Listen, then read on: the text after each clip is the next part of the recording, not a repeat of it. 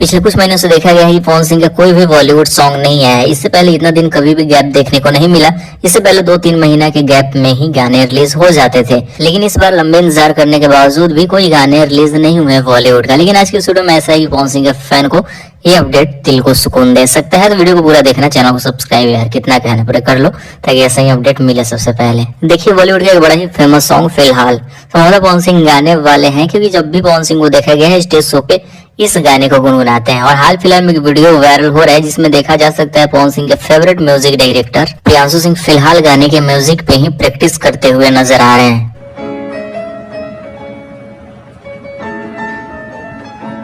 तो इस चीज से फैंस को एक बड़ी हिंट्स मिली है कि आने वाले समय में पवन सिंह इस गाने को भी रीमेक कर सकते हैं, जैसे कि तुम सा कोई प्यारा लूट गए और तमाम बॉलीवुड के गाने को रीमेक कर चुके हैं। तो जैसे ही कुछ अपडेट आता है वीडियो बनाकर अपडेट देंगे, इसलिए चैनल को सब्सक्राइब कीजिए। और पर्सनली कुछ पूछना है तो वीडियो के डिस्क्रिप्शन में इंस्टाग्राम का लिंक है।